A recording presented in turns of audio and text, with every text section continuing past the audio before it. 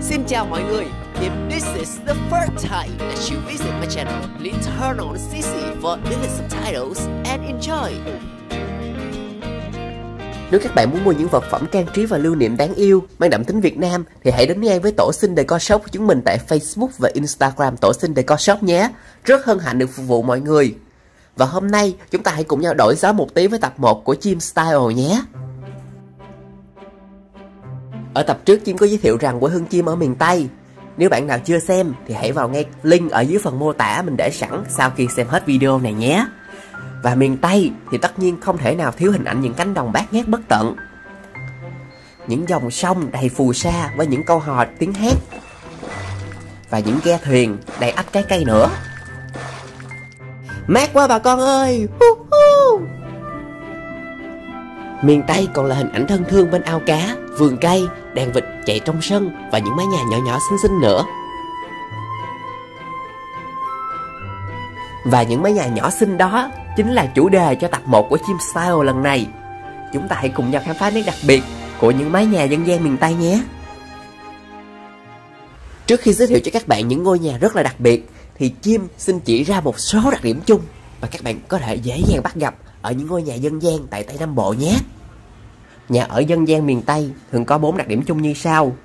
Thứ nhất đó chính là sự gắn kết của ngôi nhà với mặt nước, cụ thể là mạng lưới kênh rạch ao hồ hoặc là đường mương nước tưới tiêu. Thứ hai, hình dạng mái thường là mái dốc do lượng mưa rất nhiều từ cuối tháng 4 đến giữa tháng 11 ở miền Tây. Thứ ba, ngôi nhà thường rất bình dị đơn sơ và được làm từ những vật liệu thiên nhiên như là gỗ, đá hay là lá cây chẳng hạn. Và cuối cùng đó chính là sự gắn kết của ngôi nhà với các hoạt động nông nghiệp như là chăn nuôi, trồng trọt, làm ruộng làm vườn, vân vân. Rồi bây giờ chúng ta hãy cùng nhau đi vào phần hấp dẫn, đó chính là những ngôi nhà đặc sản miền Tây nhé. Đầu tiên, như tất cả mọi nơi khác, tất nhiên không thể thiếu những hình thức nhà nằm ngay trên mặt đất rồi. Nhà ở miền Tây mà nằm trên đất thì thường có 3 dạng bố cục chính. Thứ nhất đó là nhà xếp đợi với gian nhà chính và gian nhà phụ song song. Thứ hai, nhà dạng chữ đinh với gian nhà chính và gian nhà phụ vuông góc. Và cuối cùng là dạng bố cục biến thể từ 2 dạng bố cục trên. Đó chỉ mới là phần bố cục tổng thể thôi. Bây giờ chúng ta hãy cùng nhau khám phá chi tiết để xem ngôi nhà Nam Bộ có gì phía trong nhé. Bum! Và trước mắt các bạn đây chính là một ngôi nhà có dạng bố cục xếp đợi. Hãy cùng theo chân Chim để vào phía trong ngôi nhà nào. Trước khi vào nhà chúng ta phải bước qua một hàng hiên là nơi để tránh nắng và nghỉ ngơi. Ngoài ra nó còn có công dụng là một bức tường để cách nhiệt giữa bên ngoài và bên trong. Qua khỏi hiên nhà chúng ta sẽ đến với nơi tiếp khách, thường được chia làm 3 gian, với gian giữa trang trọng là nơi đặt bàn thờ tổ tiên cùng bộ trường kỷ để tiếp những vị khách quý. 2 gian bên thường đặt những tấm phản gỗ hay trong tiếng miền Nam còn gọi là bộ ngựa để phục vụ cho các dịp tiệc tùng và sinh hoạt gia đình. Phía sau nơi tiếp khách là khu vực phòng ngủ của các thành viên trong gia đình. Sau nữa chính là khu vực bếp và phòng ăn. Đối với nhà ở Việt Nam thì khu vực bếp có một sự tách biệt nhất định đối với khu vực sinh hoạt chính. Bởi vì theo Chim được kể lại là trong văn hóa Việt, cái bếp chính là nơi nói lên được tình trạng nội bộ của một gia đình. Và gia đình có hạnh phúc hoặc không hạnh phúc đều được thể hiện qua khu vực bếp. Thế nên trong một ngôi nhà dân gian mang đậm quan niệm truyền thống như vậy thì việc người ta giấu đi những thứ gì gọi là bí mật riêng tư thì vô cùng dễ hiểu đúng không nào? Bên ngoài nhà luôn là một khu vực vườn cây mà thường là cây ăn quả. Thử tưởng tượng trong một buổi chiều gió mát, nằm bắt võng đung đưa, nghe cây lá xào xạc. Trời ơi, phải gọi là sung sướng. Ý, hình như có cái gì thiếu thiếu đúng không? Đố các bạn là cái gì đó? Tên tên, đó là cái WC. Ủa nó ở đâu rồi ta? Các bạn đợi mình kiếm một tí nhé. Đâu rồi? WC đâu rồi? Trời ơi, mắc quá mấy đứa ơi. Ý chèn đét ơi, nó nằm ngoài bờ ao nè mấy đứa. Trời ơi, coi có được không? Đúng rồi, bởi vì thời xưa làm gì có hệ thống xử lý hiện đại như bây giờ. Thế nên người Nam Bộ xưa mới nghĩ ra một cách, đó chính là cho chất thải đi thẳng xuống dưới ao, vừa tránh bốc mùi hôi ra môi trường xung quanh, mà vừa làm thức ăn cho thủy sinh vật trong ao hồ nữa. Loại hình nhà thứ hai đó chính là nhà sàn. Các bạn ai cũng từng nghe qua từ ghép lũ lụt đúng không? Trên miền núi có nhà sàn để chống lũ, thì ở miền Tây cũng có nhà sàn để chống lụt. Theo một bài nghiên cứu trên tạp chí kiến trúc, nhà sàn Nam Bộ có 2 loại. Thứ nhất là loại nhà sàn gốc Khmer với lối lên luôn nằm tại mặt chính. Thứ hai, đó chính là loại nhà sàn chịu ảnh hưởng miền Trung, với sự biến thể của các thành phần kiến trúc cũng như là lối lên nhà. Bây giờ các bạn hãy cùng Chim đi vào bên trong để xem phần ruột của ngôi nhà có gì đặc biệt nhé. Thật ra không gian chức năng cũng như bố cục của ngôi nhà sàn Nam Bộ cũng tương tự với các loại nhà nằm trên mặt đất. Điểm ăn tiền của loại nhà này đó chính là với việc nâng sàn lên thì nó đã tạo thêm được một bề mặt tiếp xúc với không khí, từ đó là mát tự nhiên được cho không gian bên trong của ngôi nhà. Và nếu ngôi nhà có hình thức sàn hở như sàn gỗ thì hiệu quả của việc thông gió tự nhiên càng tăng thêm gấp bội. Tất nhiên nó có một nhược điểm, đó chính là hơi ẩm và bụi có thể dễ dàng len lỏi vào bên trong ngôi nhà. Như đã nói, công dụng chính của ngôi nhà sàn là để chống lụt, nhưng mà đó chỉ là trước đây thôi. Hiện nay, một số tỉnh đã có khu vực đê bao ngăn lụt từ bên ngoài. Thế nên có những đội thi công chuyên nghiệp chuyên nâng nền những ngôi nhà sàn lên nhằm tận dụng diện tích bên dưới, phục vụ thêm cho nhu cầu của người sống bên trong nhà. Đã là miền Tây sông nước thì không thể nào thiếu được những ngôi nhà ven sông. Và đó cũng chính là hình thái nhà thứ ba mà Chim muốn giới thiệu với mọi người.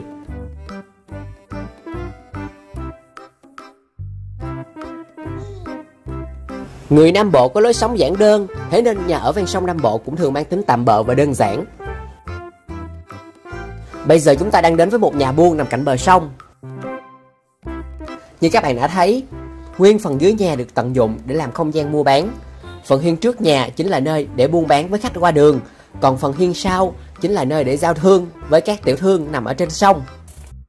Tất cả các chức năng sinh hoạt còn lại như ngủ và giải trí được đưa lên phần bên trên của ngôi nhà.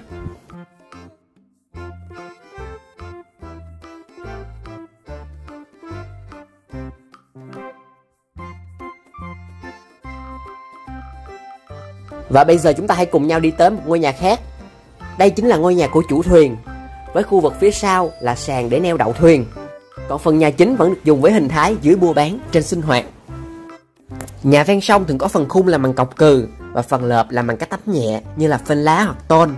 Do đó mỗi khi đi ven sông các bạn thường sẽ thấy những bánh xe nằm ở trên phần nóc nhà. Đó đóng vai trò như những vật nặng để chống các tấm lợp bay đi trong những ngày giông gió.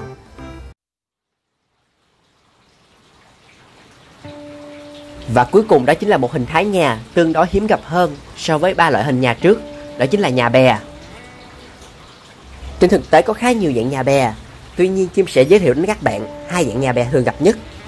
Đầu tiên là phần nhà bè chuyên dùng để nuôi cá, với kết cấu khá là giống như một chiếc thuyền lớn.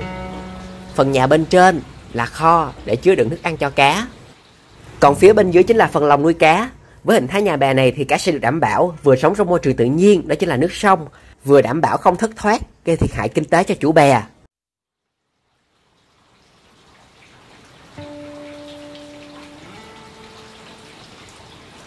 Loại thứ hai chính là nhà bè kết hợp nhà ở. Bên cạnh chức năng nuôi cá và làm kho chứa, nó còn có thêm không gian sinh hoạt cho chủ bè. Với hình thái nhà bè nuôi cá có kích thước từ 70 đến trên 200 m², với trữ lượng cá có thể lên đến trên 100 tấn. Những loài cá nuôi bè thường là các loài cá da trơn mang giá trị xuất khẩu, ví dụ như là cá tra hoặc cá ba sa. Và cũng chính nhờ chúng thì người nông dân mới có cơ hội vươn lên làm giàu, cũng như phát triển nền kinh tế đất nước.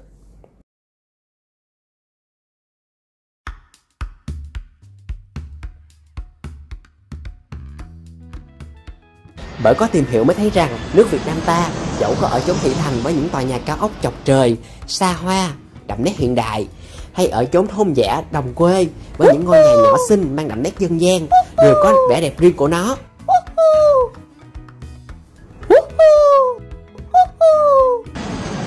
Và các bạn ơi, khi có cơ hội đừng quên về quê miền Tây của Chim chơi các bạn nhé. Bao thân thiện, bao nhiệt tình luôn mọi người ơi.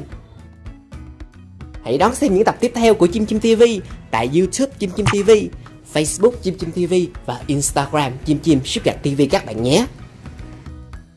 Xin chào các bạn, cảm ơn các bạn đã theo dõi tập 1 của Chim Style. Trong tập này mình đã chia sẻ những kiến thức về nhà ở Việt Nam. Và như thế nên mình sẽ giới thiệu đến các bạn những mẫu sản phẩm mới nhất, cũng để trang trí nhà cửa luôn của shop chúng mình. Đó chính là bộ đồng hồ nguyên tố gồm 4 mẫu chính, 4 nhé. Đầu tiên đó là mẫu lửa, đại diện cho nguyên tố lửa, với hình ảnh nắng của Sài Gòn. Đây nhé. Tiếp theo là mẫu gió, với hình ảnh những trong gió và những cánh chim biển. Mẫu này nè.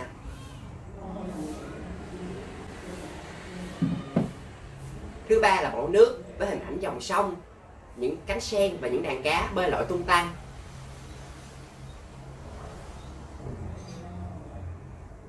Và cuối cùng đó là mẫu đất với hình ảnh cánh đồng, những chú trâu và những người nông dân làm nương vất vả. Một hình ảnh rất là quen thuộc đối với làng quê Việt Nam, đại diện cho nguyên tố đất. Các bạn có thể mua 4 mẫu đồng hồ này tại shop của chúng mình ở Facebook và Instagram Tổ Sinh Decor Shop. Ngoài ra các bạn có thể search Tổ Sinh Decor Shop ở tại Shopee và đặt hàng trên Shopee để nhận mức ship ưu đãi nhất nhé. Cảm ơn các bạn rất nhiều và chúc các bạn một ngày thật vui vẻ. Bye bye mọi người.